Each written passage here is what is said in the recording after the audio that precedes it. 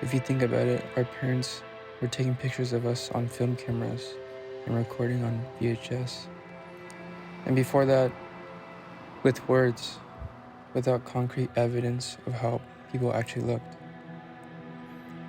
I guess if you were lucky or wealthy enough, you could have your face painted, drawn, sculpted, made into modern art like the first story of the French Dispatch.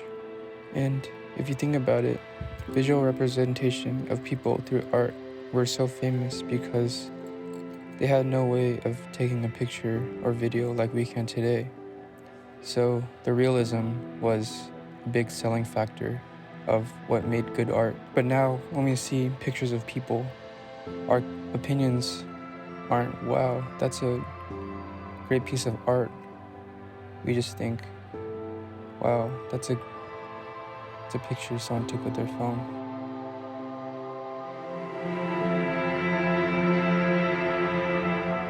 Today, we can capture moments instantly on our phones, cameras, social media, etc. We see tidbits of people's memories through these mediums, and depending on how much people share, we can gauge the type of people they are based off their memories.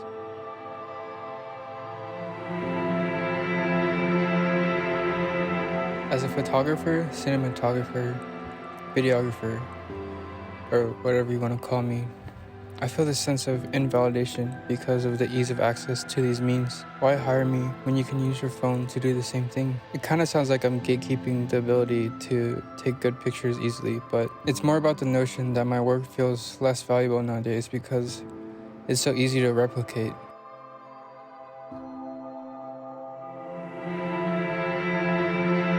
But this change in accessibility to capture memories isn't necessarily a bad thing.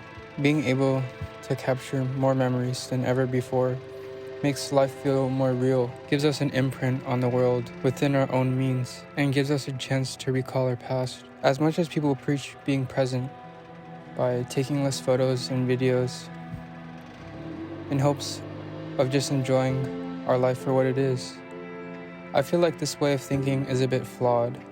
However, accessibility to memories makes me question my career as a photographer and cinematographer.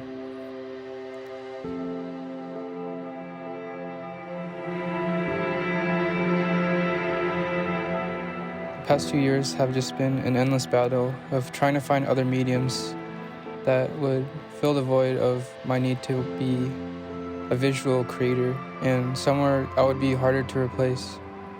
But it's just made me more confused. I feel like so many people these days expect me to take photos of them for free just because I always have a camera without thinking about the implications behind what it actually means to take pictures. They don't think about the cost it takes to own a camera, research a camera, buy lenses, pay for storage, pay for cloud storage, pay for apps that are required to edit photos, research those apps, always staying in the loop of new products coming out, and just overall time in general it takes to be a photographer or a videographer. I mean, sure, maybe you should give discounts to some of your closest friends, but for the most part, there comes a point where a career like this wouldn't be stable if you gave discounts to everyone. And it's hard for people to understand that being a college student, because if you have other careers lined up for you in the future, people don't see that as your real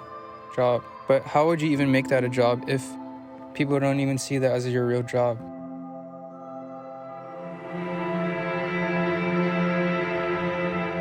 Going to concerts and seeing a bunch of phones, recording, taking pictures, posting on social usually makes my mind go one of two ways. On the pessimistic side, it feels really annoying that they're not able to enjoy the moment and feel the need to capture every single part of an event to feel validated,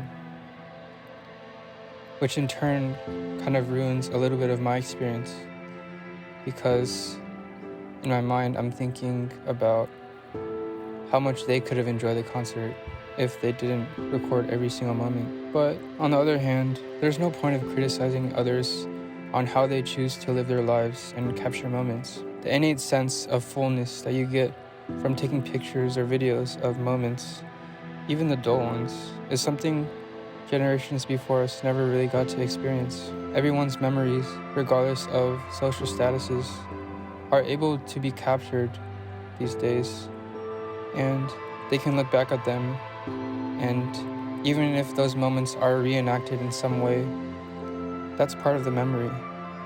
Because if we don't have memories, then what do we really have?